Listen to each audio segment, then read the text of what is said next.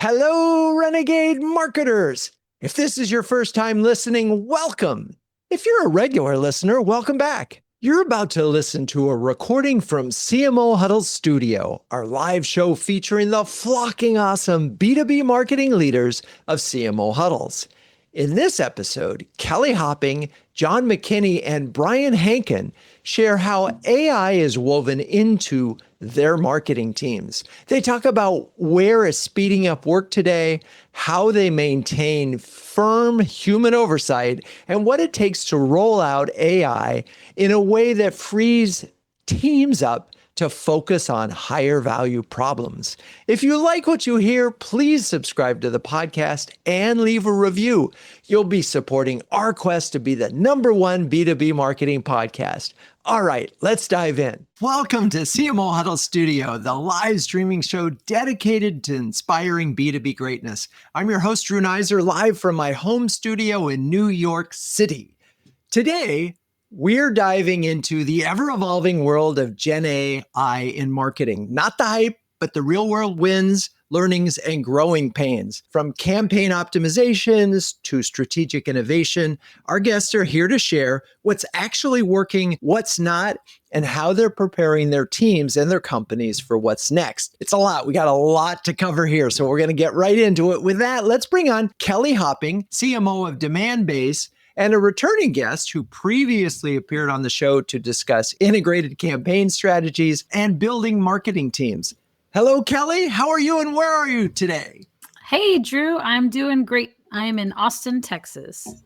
Austin, Texas, home of U of T. So I know you were an early advocate of using GenAI in marketing. Is there a particularly rewarding project that your team has initiated in the last 6 to 12 months that you can share with us?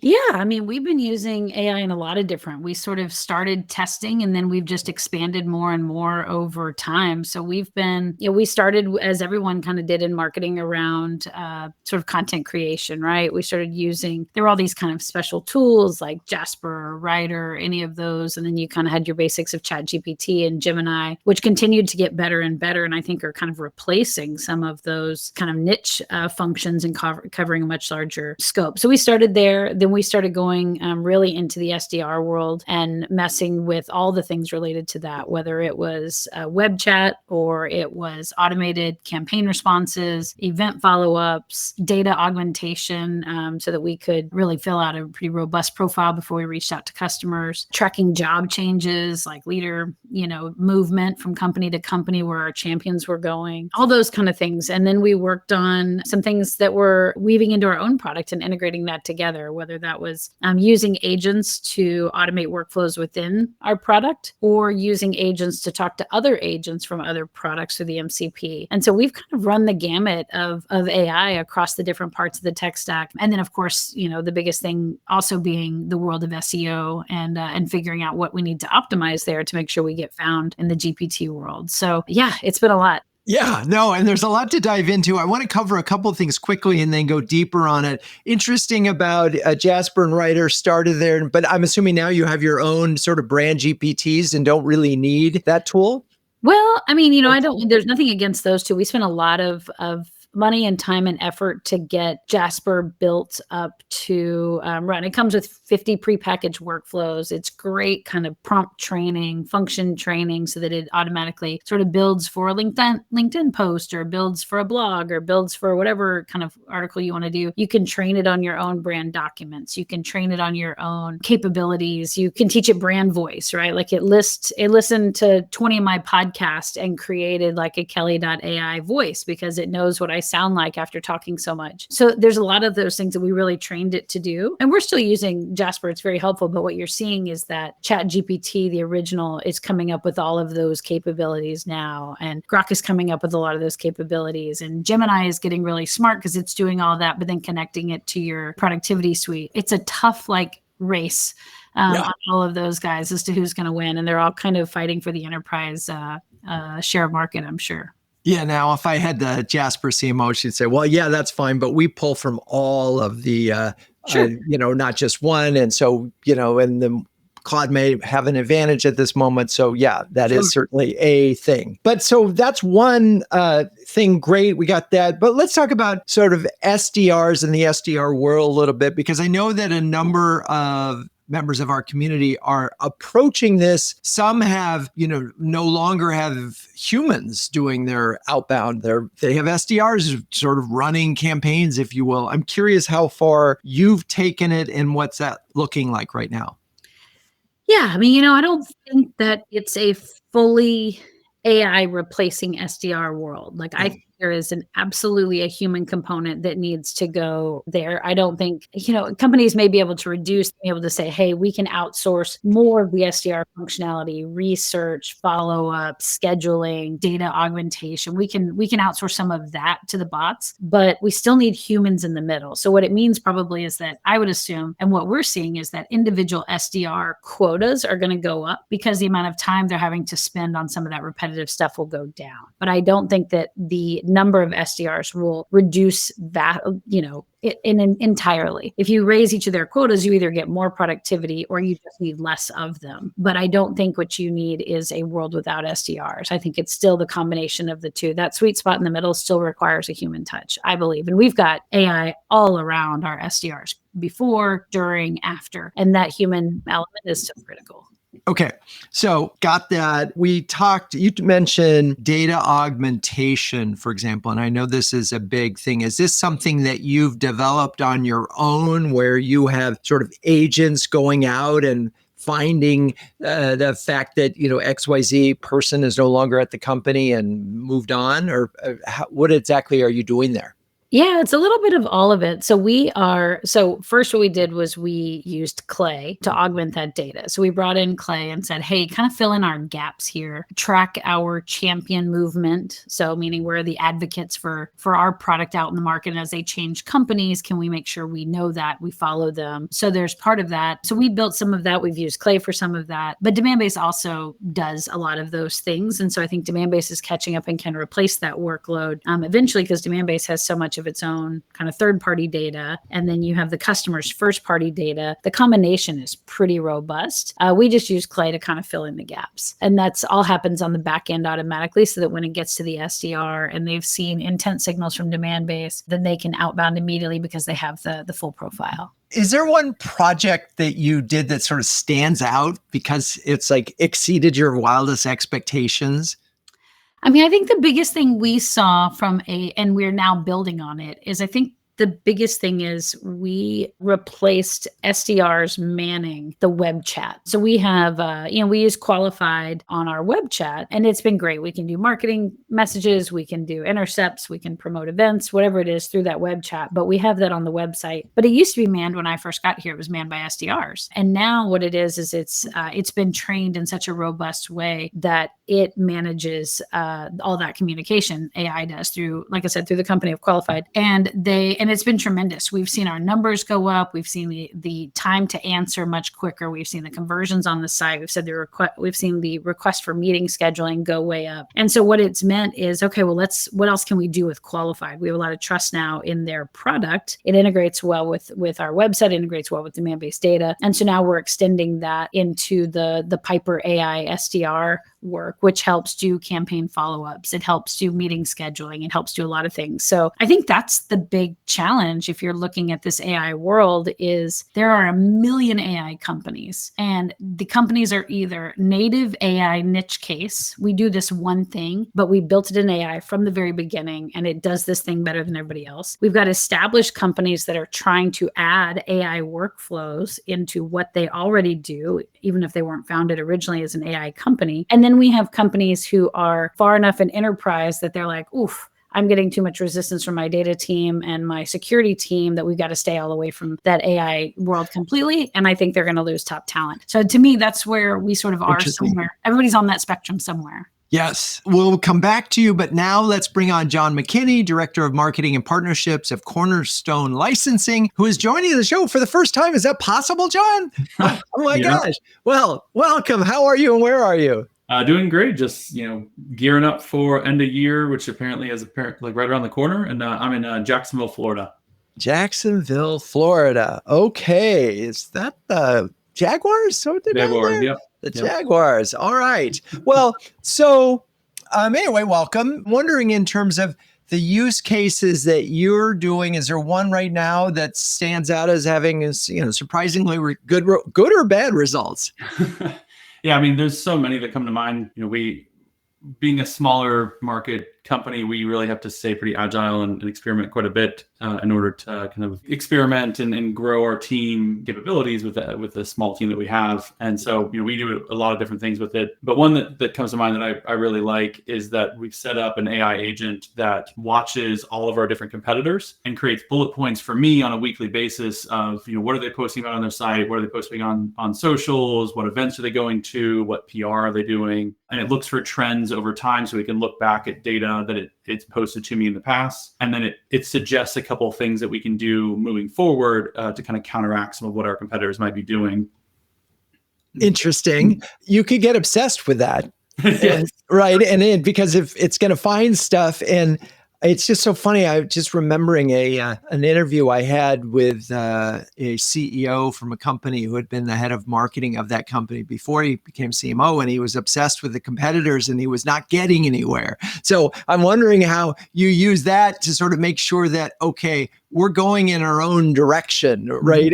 And I guess it's a tricky part, but it's very cool that it can just deliver this. And did you have the in-house capabilities to build this agent?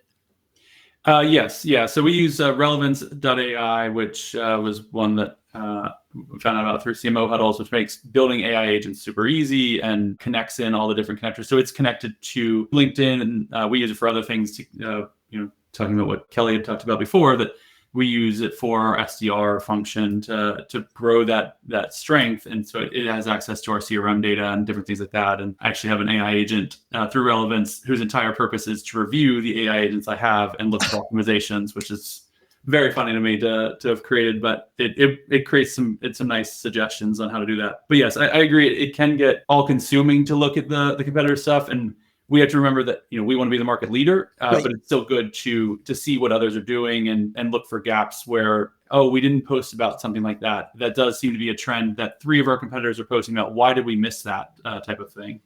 Well, and also it prevents that awkward meeting with your boss who said, hey, I noticed this, one of our competitors are saying X, what are we going to do about it? Right. In theory, you're ahead. I want to get into the agent thing in a little bit more, because I think there are a lot of folks that have not built these agents yet and don't quite have an understanding of what we're talking about. Mm-hmm. So maybe you could take the competitive agent, for example, and just talk, like, what did it take to actually create that? We've done agents in a couple different places. In native ChatGPT, it's becoming easier and easier to build them. But relevance.ai is a great one. It walks you through it. It's wizard based, where it just asks you, what do you want to do? And then it starts to create the tools that are necessary, and then you can tweak those and make changes. But for the competitor one, I started actually in ChatGPT and said, I'm going to be creating a prompt in Relevance AI to build this agent. Here's our top 5 competitors that I wanted to go after. I want this information. What else am I missing? That's one of my favorite use cases for AI, is to identify where I might miss some gaps. And then ask me questions, relevant data, look at who we are and who we might be missing, and then create a prompt for me that I can feed into Relevance to build that agent, and then go from there. It does make it very easy, which is nice. And I'm just thinking, is the next step, so speaking of meta, so we've got this agent who's building this thing, who's giving you the competitive thing. Is there another agent that analyzes what that information is and suggests responses and then puts it in the queue for a social campaign? I mean, that's where we're heading. So Relevance has a AI workforce where they can talk to each other. So the fact that my AI agent can review my AI agent, like the optimization one reviews the other ones, and it reviews the output on a weekly basis and then sends me suggestions on ways to improve it. But yes, that's what we're working towards, is that once I'm really confident in some of the suggestions it's giving, then it can send to me for approval and then get passed to our person in charge of social to post those, and can generate 3 or 4 posts for her to look at and decide whether she wants to move forward with those, or for blog posts or a PR, whatever it is. It's so interesting, and I guess I want to make sure that, so within the response agent, there's brand guidelines, there's brand voice, there's history and stuff, which is what Kelly was talking about as well, right? So all that and that actually lives within the agent that relevance has helped you build. Absolutely. Yes. Yeah. So we built out the brand voice, and then what I've done is taken that and given it to ChatGPT and said, put this in a format for an AI agent to review, as opposed to just a bunch of PDFs or text, and then ask questions, as I said. But yes, it has full access to our brand voice. It understands, it looks kind of what Kelly was talking about. Instead of just looking at her podcast, it looks at every post we've ever done. It looks at all of our website that we have all this, marketing copy that we've created in the past before AI. So the brand voice is our brand voice. And it takes that and then synthesizes it down to something that it can use on a regular basis. And then, we give it other parameters. We work in a really highly regulated industry. We give it parameters about, hey, you can't make certain claims. We're not a law firm. You can't say certain things. You have to give it the don'ts as well as the do's. Yeah, it's interesting. In the case of the competitive one, you probably would have done that, but you would have done it manually and less frequently, right? You might have done it even on an annual basis. So that's additive as opposed to time saving, right? I mean, it's doing it very fast. But are there some use cases, like you mentioned SDRs? I'm just curious where you're seeing just incredible efficiencies as a result, where you can say, this used to take our team 30 hours and now it's 2. Yeah, so I mean, for the SDR initiative, it's actually a slightly different thing for us because Cornerstone historically has never really done any outbound. Okay. So we created an AI agent. I gave it certain voices to listen to, like ones that I curated a list of people that would actually be worth listening to, not just generic outbound information. And then gave it the information that you are helping us build the outbound muscle that we don't have. And so you're going to be asked questions from salespeople who are looking to come up with campaigns. It has access to CRM data, and then it has access to like what tier of client that would be and things like that. And so instead of, to your point of what used to take 30 hours could take 2, very much so. I mean, this would have been something where we would have sat down as a whole team and said, here's all these accounts that we want to go after. Here's the different lists. We had to come up with different campaigns between, phone calls and emails and written letters and all those different things. That now it can just spit out a potential campaign that works based off of all the information you can find online and through our CRM data. I get the sense that you're in there right in relevance building these agents. Am I wrong? Yes, very true. I spent a lot of time in that both relevance and ChatGPT. Most of my day is spent within AI, it feels like. Amazing. And that certainly wasn't in the job description when you took it, but it feels like it is something that CMOs really need to do as we move forward. But anyway, we're now going to bring on, we'll be back on that topic, John. Let's bring in Brian Hankin, Chief Growth and Innovation Officer of Altium Packaging, who is joining the show for the first time. Hello, Brian, and welcome. Yeah, great. Thanks for having me, Drew. And so how are you and where are you this fine day? So I'm in Atlanta, Georgia. I want to mention sort of my role and a little bit about the company because we're coming from 3 very different companies. Altium is a packaging and recycling company. We have 70 packaging manufacturing plants around the continent. So anything you'd buy in sort of a grocery store, Costco, et cetera, we might make for the brands. We have thousands of customers ranging from the very largest CPGs down to much smaller organizations. My role is Chief Growth Officer, so I have marketing, and my background sort of grew up in marketing and innovation. I've got marketing, innovation, sustainability, strategy, and business acceleration, which is EBITDA improvement and commercial excellence. And it sounds bigger than it is. We sort of like to keep the teams pretty lean. We're a manufacturing company, and so that's a little bit about us. Got it. And that it's helpful. So you heard Kelly and John's use cases, and I'm just curious where there was alignment with some of the things they're doing, but if there's an initiative that you are seeing that's really been helpful for you. Yeah, and this is already a great use of time because I learned so much already from Kelly and John and want to follow up and learn more. It sounds like, we're further behind. I feel like in our industry, we're leading, but not in the overall grand scheme of things. But I do want to talk about how we've been using AI very effectively for about a year and a half here at Altium. And that's in sort of our campaign development. And so what used to take us about 2 weeks to develop a campaign, let's say we're targeting brand owners. We have 3 personas: brand owners, sort of marketing and management folks at, you name the company and the brand. We have packaging engineers and sort of packaging technicians. And then we have procurement. We're always talking to procurement folks. So 3 different personas. What we did is we deployed a tool called Blaze. It's like Jasper, and there's other tools out there. Taught it everything we could about our company, our brand guidelines, our content, the decks that we've created, a lot around sustainability, because that's really important to our space, more about our personas, and then use the tool to generate campaigns. And so what used to take us about a couple weeks to develop across our design team and the product team now takes us really, frankly, just minutes with the right prompting and the right editing. And the campaign is a lot more robust. We're targeting all 3 personas with customized messages that are important to them. And it's just been really, really effective for us and paying for itself about, 5 to 10 times over.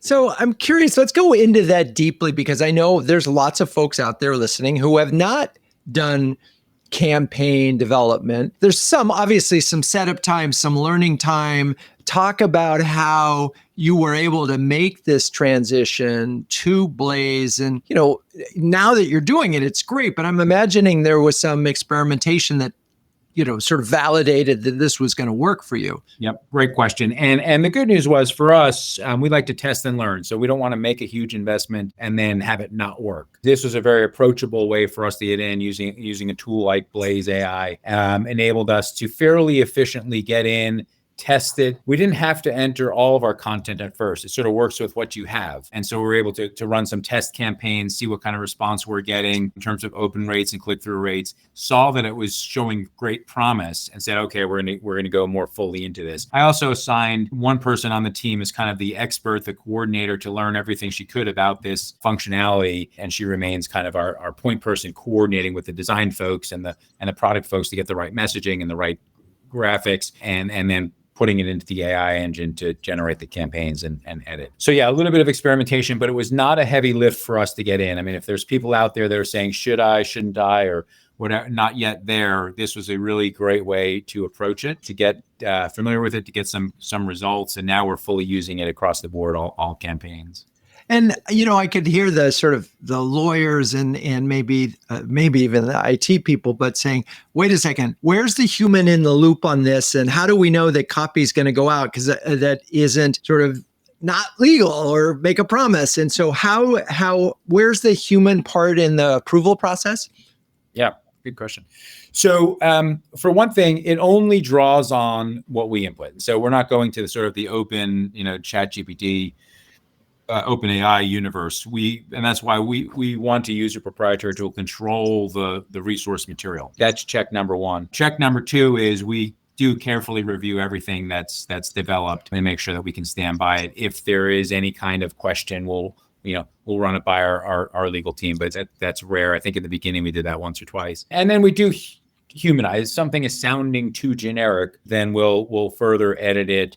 Or maybe actually have a human edit it. It's just an efficient tool to kind of develop that. If we're developing a drip campaign, how many messages we can develop, how many messages we want to hit to each of the 3 target personas, and we sort of will review and edit as we need to. The kind of results we've seen, by the way, in just a sample campaign, click-through rates on pre-AI was around 22% among those who opened, which we thought was pretty good, but now we're seeing about 34%, so about a 54% increase in click-through rates. In terms of lead development, we've generated over time, probably the last 18 months, about 2,000 marketing qualified leads. So not just inquiries, but leads that our marketing team said, yes, this is a legitimate lead, something that in theory we could do. Translated that into about almost 400 different proposals, and then have a total of 50 wins. We really only need, it depends on the size of the opportunity, but one medium-sized win would pay for what we're investing, or several smaller wins. So it's been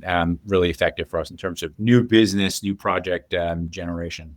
And I really appreciate the fact that you were able to share that data, because it feels like this is essential for this longer term conversation that you're having with your CFO and others, in that this is an investment of this amount of time. This is the return. And I think what's also, and this is a question, but a speculation, that there's also a continuing opportunity to optimize, right? You've got this one thing that's working and performing at the 34% click-through rate or whatever that number was. And now you have you have your primary one. Now you can test against it, see if you can beat that. Right. Yes. Continually optimizing, continually getting better. And we have setbacks too, and trying to learn from those as well. And well, let's go there. What's that look like, and how can others learn from those setbacks? Well, not everything works, obviously. It's experimentation. I'd love to start to use AI to experiment, through A/B testing. Or maybe other folks on the call have experience doing that, but we sort of will put something in the marketplace. If it's performing less well, we'll just kind of have humans think about, why, develop a hypothesis, and then focus again on what we think is working. And obviously it's an evolving marketplace, so things change outside of our control all the time. Right. But it feels like the place we're going to get to very quickly is you have your standard campaign and then you're constantly testing against it, right? Whether it's a persona or an offer or an image or something. And the fact that these tools can iterate so much faster than humans can, that is a place that we're going to end up. I have more questions for you, Brian, but I think we're going to go to a break, and then we'll come back and bring the whole group together, because it's time for me to talk about CMO Huddles. Launched in 2020, CMO Huddles is the only community of flocking awesome B2B marketing leaders. And that has a logo featuring penguins. Wait, what? Well, yes, a group of these curious, adaptable, and problem-solving birds is called a huddle. Get it? CMO huddle? Okay. And the leaders in CMO Huddles are all that and more, huddling together to conquer the toughest job in the C-suite. And let's bring back Kelly, John, and Brian. And I know you guys are incredibly busy, and I'm putting you on the spot, but I'm wondering, and I'll start maybe with you, Kelly, you could share a specific example of how CMO Huddles has helped you. Yeah, I mean, I'm a big fan. I think the main thing that you guys have done for me is connect me to people that are in similar situations. So people who are in the middle of a job change, or someone who's in the middle of trying to add AI to their mix, or someone who is getting ready for a board presentation and needs help thinking about the structure of their slides. So I've appreciated that, because you've been able to connect me with different CMOs who have gone through that. And we appreciate the fact, because we've also connected you with others who wanted to talk to you. So really, in the reverse, yeah, grateful for you to participate that way. And John, any thoughts to share? Yeah, I mean, very similar to Kelly. I mean, it's been invaluable to be a part of CMO Huddles. I'm a younger leader, and so it's really nice to be a part of a community where I can bounce ideas off of people. And it just feels like a great place that no matter what my problem is, somebody's been through it before. And Drew, you and your team do a great job of kind of connecting people together to have those conversations to make them really meaningful. I love it. Well, I appreciate that. And you and Brian, can I put you on the spot? And as you know, I'm newer as in Huddles. You and I have known each other for a couple of years now through professional circles, but the conversations like this, there's three things. I've already texted some people on my team, say, hey, let's check out this, or let's talk to Kelly and John about this. And so, just every interaction I think is helpful. I'm also looking forward to some of the in-person interactions that you're planning down the road. We're doing it. All right. Well, we appreciate that and you. And if you're a B2B marketing leader who wants to build a stronger peer network, gain recognition as a thought leader, and get your very own stress penguin, please join us at cmohuddles.com. Okay. I learned a lot in this call so far. I'm looking forward to learning more. I don't think you can have a conversation with marketers without talking about AEO, others are calling it GEO or AIO or EIEIO. I don't know. But we can talk about showing up in LLMs. And I know we're all this. And by the way, Brian, when you said you're just getting going, it's early days for everybody. It is really early days for everybody. And even the folks that are doing this all the time are still saying this is early days. But let's talk about, and Kelly, I know you probably spent a lot of time thinking about it, or people on your team, about AEO. What has been your approach so far with that? Yeah, I mean, to be honest, I sort of think that AEO, GEO, and AIO, those are the three terms I've heard, are all a load of crap. I think honestly, I think they're consultants trying to convince you that you need some extra service that you didn't have. SEO is SEO. Like if you optimize your content to be searched by Google, by Reddit, by Wikipedia, by all the different search platforms, it will show up in the GPTs the same way it shows up in Google search. It's all SEO. So to me, whatever you're doing, if you can double down on optimizing for SEO, now you're going to measure it differently because you're not going to just look at Google search results anymore. You're not going to just look at Google click-through rates anymore, but you're going to look at, your GPT click-throughs and all that kind of stuff. You're going to look at a different set of measurement, but the actual act of optimizing the content, I don't think is any different. And so I have an SEO consultant. I have an SEO expert on my team. Both will say the same. Like, yeah, we're making sure it gets picked up on Wikipedia or Reddit because GPTs tend to source those. I think the big thing that you'll see is that if you are doing SEO well, there is a quality of content and a brand authority that influences the volume. So I do think the bigger brands are going to win GPT more than the startup brands just by sheer volume and scale and brand authority. So that's a difference, I think. But in terms of the act on the back end of what you need to be doing, it shouldn't look any different. Interesting. I love that perspective. I'm so glad you said that. I think I disagree. And I think there are a lot of experts that do the similarity. Let's just say arguments say 80% is similar, but there is 10% of the front end and the back end that are really, really different. Mm-hmm. And my sense is there's some coding that matters, with schema that matters, and where you show up, what the Reddits, the Wikipedias, and so forth. And those are not strategies that most brands have had. So you can't do that. And then there's just the difference between what a Q&A on your website might have looked like and what it needs to look like now.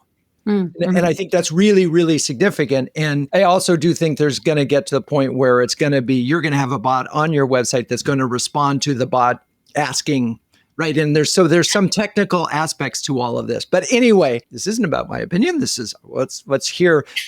John, and by the way, I also think there's tests that have been run. You're absolutely right. In terms of authority, 50% of the big brands are still showing up in LLMs just like they were in SEO. Yeah. But there's still small brands that weren't showing up in Google search that are showing up in LLMs for very specific reasons. Mm-hmm. And, John, I'm just curious if you have a perspective on this.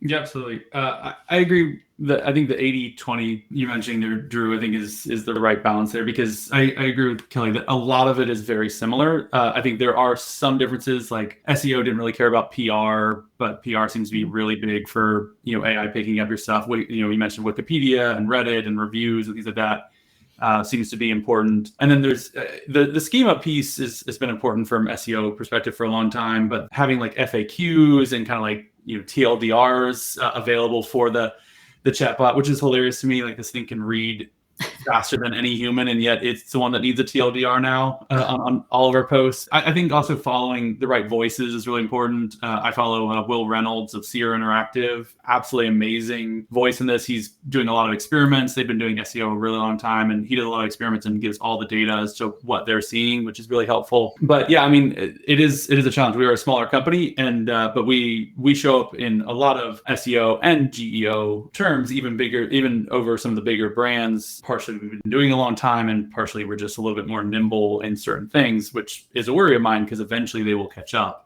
Right. They have just more budget than I will ever dream of.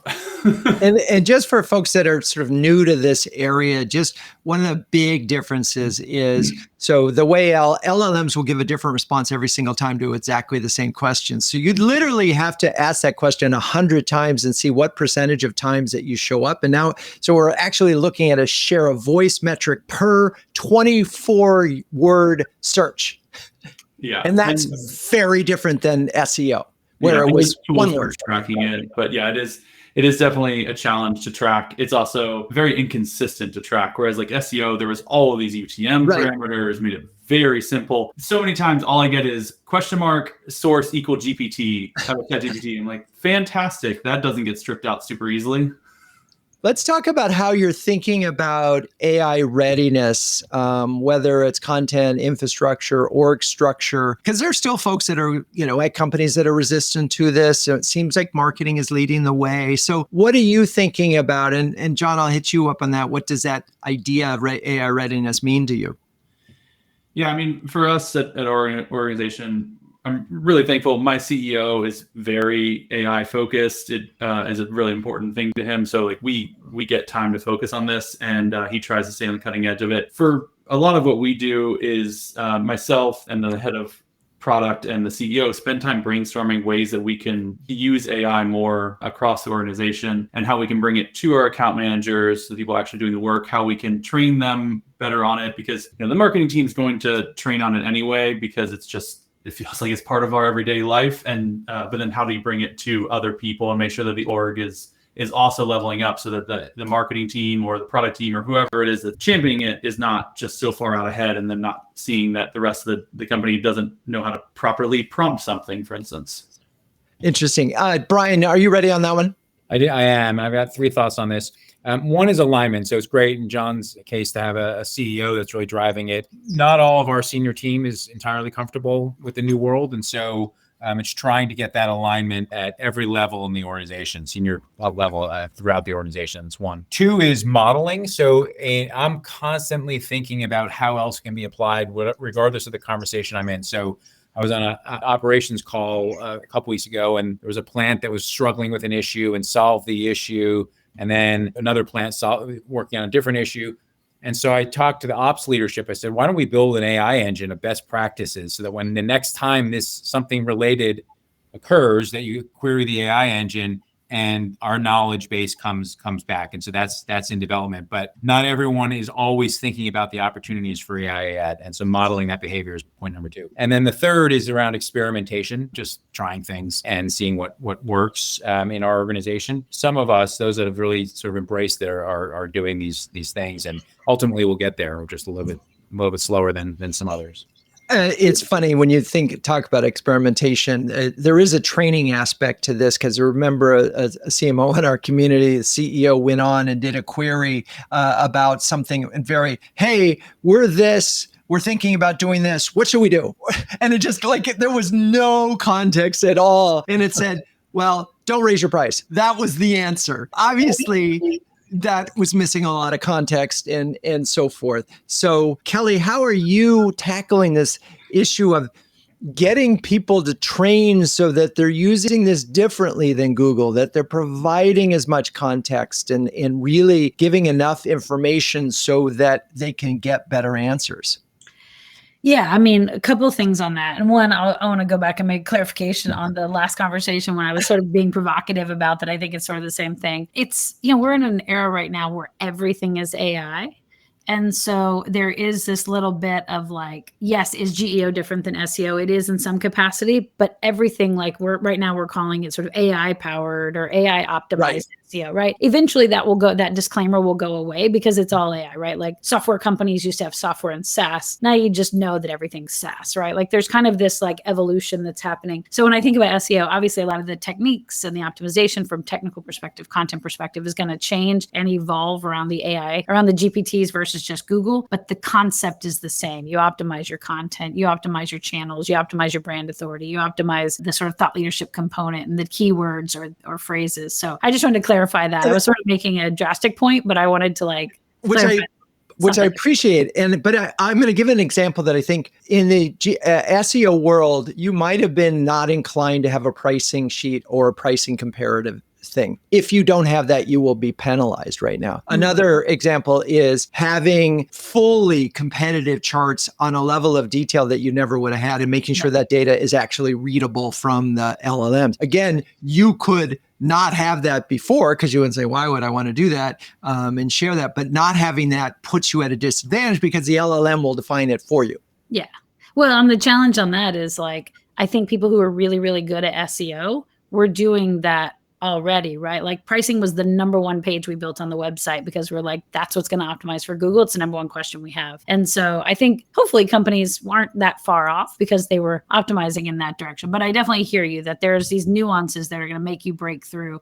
We've fortunately been able to be very successful on both and made that switch just very easily from Google over to the GPTs, which I think is then tied to your question about how are we doing it. So we did a couple things. One, we had an OKR this quarter that was tied, or in Q3, that was tied to AI prompt training. So we had somebody in our customer enablement team, and we actually had one of our managers who wrote this book on AI prompt training, put together these certifications for internal. And so we made that part of our OKRs is everybody needs to get trained on the optimized AI prompts. I've reimbursed for Coursive memberships, right? They're like $19.99 a month or whatever, and you can get trained on prompts for Grok or Claude or ChatGPT or whatever it is. So I think that's really important to answer your question about how do you make sure your organization is trained. I think the other thing that we're looking at for next year is, do we need I don't know what the title would be, but let's call them a go-to-market engineer who's sitting and doing and making sure that they are building GPTs or agents that are talking to all the different things. For example, we know that the thing that makes our go-to-market motion the most successful is when all of our data and platforms are integrated together. And so that's an easy thing to do when you think about the data and then the reporting of it with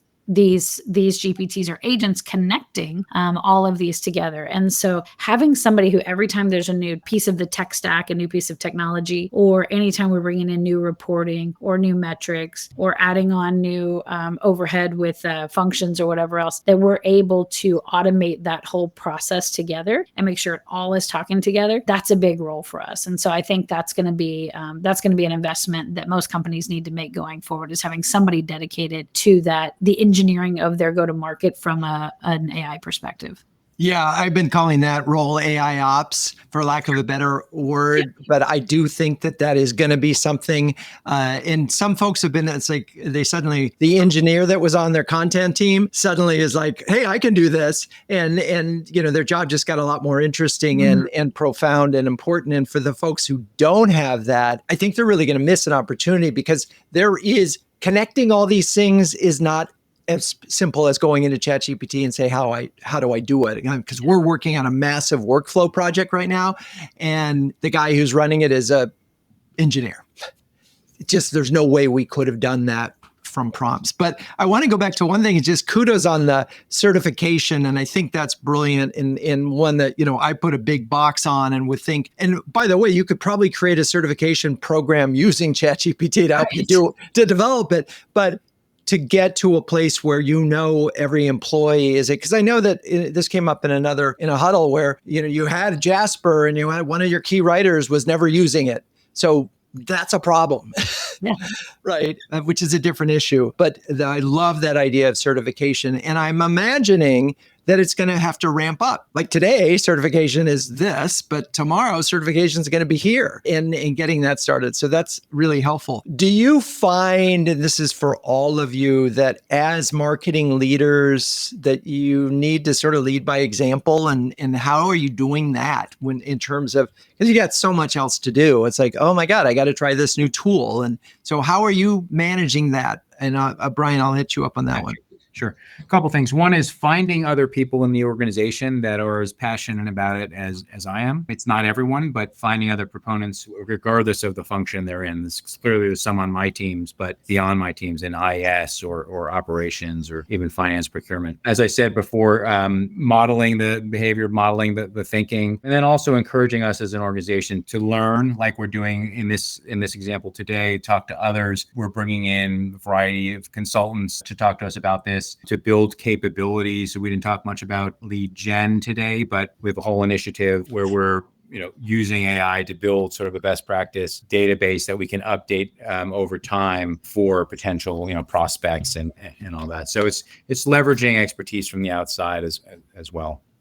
John, we already talked about this. I mean, you are in there coding agents, but what does that? Do you find that any of your peers are looking at you and going, wow, that's really cool. How do I do that? Yeah, I mean, it comes up quite a bit in our leadership meetings, and like I said, it's nice that my CEO and my director of product are also in this quite a bit. And and one that we didn't even touch on is, I won't call it vibe coding, I call it AI coding. We do a lot of AI coding, trying to create new experiences and things like that for for our users coming to the site, or on the back end for people who are already using our site, like through our app. And my director of product and I were commenting the other day that if you would have told us a year or two ago that we'd spend an appreciable amount of time just doing prompts to code things, it would have been crazy to hear that. But it's true, like we become these like Swiss Army knives of using different use cases and learning different tools. And then but I think one of the biggest things is figuring out the prioritization there, like that there are so many tools, there's all these different things you could do. But one of my favorite quotes is, we can do anything, but we can't do everything. So you have to choose what to focus on. Before I let you go on that one topic of the vibe coding and so forth, is there one thing that you built that is like for the website, for the customer experience, or that your product I built that you're sort of, it's like, that's cool? We're very close to launching one that I'm very excited about, that will allow a prospect to come to the site. And we have a lot of different service lines and a lot of different industries. They'll be able to come to the site and choose kind of like almost a choose your own adventure of different paths, and it'll ask specific questions. And then there's always seems like you're struggling here. Let's have a call with our sales team type of thing. But it's going to streamline a lot of both the customer experience and the sales admin time, where they're not having to ask these questions later down the line. Yeah. Well, yeah. Amazing. I so appreciate the notion of there's infinite amount of things that you can do, but that is not the definition of strategy, is knowing what you say no to. And so that is great. And it feels like the right place to go is, what are your biggest challenges right now? And then how can AI help you solve them, as opposed to what can AI do, which is everything. So, all right, well, we're at the point now where it's final words of wisdom for CMOs when it comes to sort of adopting and disseminating AI across not just marketing, but the organization. And Brian, since you were last at the beginning, you get to be first here now. Embrace this, because, and I say it to all my employees as well, we're really in very early stages of how this is going to transform everything, how we work, how we do everything, how we build our businesses and our companies. Get comfortable to start somewhere if you haven't, and then keep growing and learning from others. I love it. All right. John. Sure. Yeah. I mean, I look for ways that AI can help improve your skills. And I think that's one of the ways that I love using AI. So I will develop a strategy. I'll give it to AI with the context of our audience and our company. And then I'll ask it to poke holes in it and tell me why it won't work. It's one of my favorite ways to use it. And if you haven't tried that, please do it. Use it as a sparring partner. Let it be the thing that tells you that you're wrong about something, so you can defend that before you have to go present it to your board or your leadership team. And I love that. And by the way, one of the things that a few CMOs are doing is building board persona GPTs and CEO persona GPTs so that they can then run those. So here it is. What do you think? All right, Kelly, final words of wisdom. I think AI is it's a bottoms up and a top down and a focused effort. So I say that meaning from a bottoms up perspective, I think there's a lot to be learned, right? We as individuals, we want to learn it ourselves. We also want to be in a company that we feel like fosters that place of innovation. So the bottoms up, what you can do, you can set goals for your team. If you can talk about it, you can start a Slack channel for the company, invite anybody in the company to come where you just share things. I tested this platform. I tested this thing. This helped me with meeting scheduling. This helped me getting through my emails, whatever it happens to be. So do that so people can start kind of sharing their own individual ideas. I think as a company, as leaders, we have a responsibility to put a vocal kind of face on it, meaning we need to build OKRs related to AI adoption or usage or training or certification. I hear often that people feel like if they work in a company where AI is not a priority, that they are getting behind in their talent skill set and they are going to be looking for another company to work for. And so if a company wants to hang on to great talent, they need to show that they are investing in their people, and AI is a big way to do that. And then third one is focus. And, I think Brian mentioned earlier about lead generation being a big piece, right? There's so much work now being done on how do we build campaigns that are outcome optimized, meaning instead of like, I have $1 million, I'm just going to throw it out at all of these things and hope it works. Instead, what we're going to do is we want to use AI, build a campaign that says, I'm optimizing for this outcome with this persona based on this budget. Now go run it for me. And I think AI can do a ton of that. So if you can really focus the use cases where you can use it, then it's not as overwhelming. Like John said, you can really focus on, you can't do everything. So focus on the ones that are going to move the needle in the business. I love it. All right. Well, thank you, Kelly, John, Brian. You're all great sports. To hear more conversations like this one and submit your questions while we're live, join us on the next CMO Huddles studio. We stream to my LinkedIn profile, that's Drew Neiser, every other week. Renegade Marketers Unite is written and directed by Drew Neiser. Hey, that's me. This show is produced by Melissa Caffrey, Laura Parkin, and Ishar Cuevas. The music is by the amazing Burns Twins, and the intro voiceover is Linda Cornelius. To find the transcripts of all episodes, suggest future guests, and learn more about CMO Huddles or my CMO coaching service, please visit renegademarketing.com. I'm your host, Drew Neiser. Until next time, keep those Renegade marketing caps on and strong.